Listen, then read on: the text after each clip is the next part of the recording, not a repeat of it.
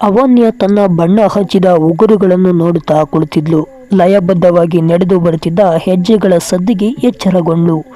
ಮಧು sir ಬರ್ತಿದ್ದಾರೆ ಅನ್ಸುತ್ತೆ ಅಂತ ಅಂದ್ಕೊಂಡ್ಳು. ಟೇಬಲ್ ಮೇಲಿದ್ದ ಫೈಲನ್ನು ಕೈಗೆತ್ತಿಕೊಂಡು ಅದನ್ನು ಗಮನಿಸುತ್ತಿರುವಂತೆ ನಟಿಸತೊಡಗಿದ್ಲು.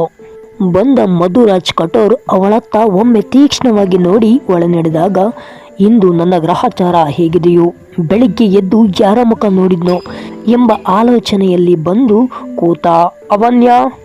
ಮಧುರಾಜ್ನಿಂದ ಕರೆ ಬಂದ ತಕ್ಷಣ ಮನದಲ್ಲಿ ಬರುವ ದೇವರುಗಳ ಹೆಸರುಗಳ ಎಲ್ಲರನ್ನು ನೆನೆಯುತ್ತಾ ಬಂದ ಅವನ್ಯ ಸರ್ ಎಂದಷ್ಟೇ ಎಂದಳೆ ಹೊರತು ಇನ್ನು ಮಾತು ಬಾಯಿಗೆ ಬರಲೇ ಇಲ್ಲ. ಅವಳ ಕಡೆಗೊಮ್ಮೆ ನೋಡಿದ ಮಧುರಾಜ್ ಕಠೋರ್, ನಾನು ನಿನಗೆ ಕೆಲಸ ಕೊಟ್ಟಿದ್ದು ನಿನ್ನ ಪ್ರಮಾಣ ಪತ್ರಗಳನ್ನು, ನಿನ್ನ ಅನುಭವವನ್ನು ನೋಡಿ. ನನಗೆ ತುಂಬ ಸಲ ವಾರ್ನಿಂಗ್ ನೀಡುವ ಅಭ್ಯಾಸ ಇಲ್ಲ, ಬಿ ಕೇರ್ಫುಲ್ ಎಂದು ಹೇಳಿ ಅವಳ ತಪ್ಪಾಗಿದ್ದ ಲೆಟರ್ಗಳನ್ನು ಟೇಬಲ್ ಮೇಲೆ ಇಟ್ಟು, ಈ ಲೆಟರ್ಗಳನ್ನು ಬೇಗ ಸರಿಪಡಿಸೋ, ಹಿಂದೆ ರೆಡಿಯಾಗಬೇಕು, ಯು ಕ್ಯಾನ್ ಗೋ ಎಂದಿದ್ದ. ಹೊರ ಬಂದ ತಕ್ಷಣ ಬಿಗಿಯಾಗಿ ಹಿಡಿದಿಟ್ಟುಕೊಂಡಿದ್ದ ಉಸಿರನ್ನು ಬಿಟ್ಟ ಅವನ್ಯ, ಆದಷ್ಟು ಬೇಗ ಬೇರೆ ಕಡೆ ಕೆಲಸ ಹುಡುಕ್ಬೇಕು, ಈ ಮನುಷ್ಯನು ಯಾವಾಗ ಕೆಲಸದಿಂದ ತೆಗೆದಾಕ್ತಾನೋ ಅಂತ ಆತಂಕಗೊಂಡು. AC ರೂಮ್ ತಂಪಿದ್ರು, ಬಿಸಿ ಮುಳ್ಳಾಗಿದ್ದ ಭಾವನೆ ಮುಖದಲ್ಲಿತ್ತು. ಆದರೆ ಮೇಕಪ್ ಕೆಡದಂತೆ ನವಿರಾಗಿ ಟಿಶ್ಯೂನಿಂದ ಒರೆಸಿಕೊಂಡು ಗಮನ ಕೊಟ್ಟು ಲೆಟರ್ಗಳನ್ನು ಒಂದೊಂದಾಗಿ ಸರಿಪಡಿಸುತ್ತಾ, ಇಷ್ಟು ವರ್ಷಗಳ ನಂತರ ಇಲ್ಲಿ ಬಂದು ನನಗೆ ಈ ಸೀರಿಯಸ್ನೆಸ್ ಬಂದಿರೋದು ಎಂದು ಮನಸ್ಸಲ್ಲೇ ನುಡಿದುಕೊಂಡ್ಳು. ಮಧು ಹೊರ ಬಂದನು. ಮೊಬೈಲ್ನಲ್ಲಿ ಮಾತಾಡುತ್ತಾ ನೇರವಾಗಿ ಹೊರ ನಡೆದನು. ಅವನ್ಯ ಅಲ್ಲಿದ್ದ ಅಕೌಂಟ್ ಸೆಕ್ಷನ್ನಿನ ರಮ್ಯ ಬಳಿ ಬಂದಳು. ನೀವೆಲ್ಲರೂ ಯಾವಾಗಲೂ ಕೋಪಗೊಂಡು ಮುಖ ಇಟ್ಕೊಂಡಿರುವ ಸರ್ ಜೊತೆ ಹೇಗೆ ಕೆಲಸ ಮಾಡ್ತಿದ್ದೀರಾ?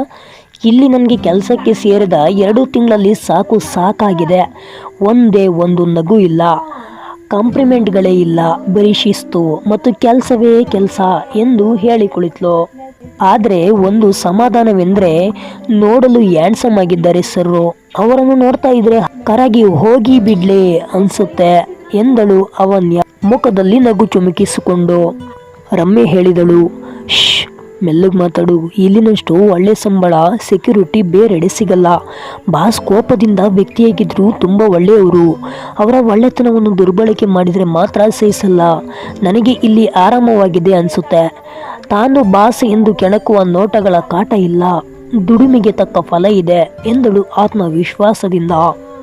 ಅವನ್ಯ ಹ್ಞೂ ಎಂದಳು. ನಿನಗೇನು ಮೊದಲಿನಿಂದಲೇ ಅಭ್ಯಾಸವಾಗಿ ಹೋಗಿದೆ, ಆದರೆ ನಾನು ಈಗಾಗಲೇ 2 ಕಡೆ PA ಆಗಿ ಕೆಲಸ ಮಾಡಿದ್ದೀನಿ. ಅಲ್ಲೆಲ್ಲ ನನಗೆ ಎಷ್ಟು ಮರ್ಯಾದೆ ಇತ್ತು, ನನ್ನ ಒಂದು ಮಾತಿಗೆ ಕಣ್ಣೋಟಕ್ಕೆ ಸಹ ಕುಣಿತಿದ್ರು.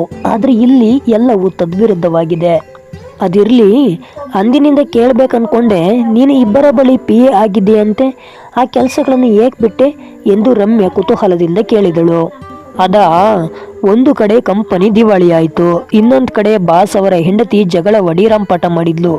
ಅವರಿಗೆ ಇಷ್ಟವಿಲ್ಲದಿದ್ರು ಆ ಒತ್ತಡಕ್ಕೆ ಕೆಲಸದಿಂದ ತೆಗೆದು ಹಾಕಿದರು.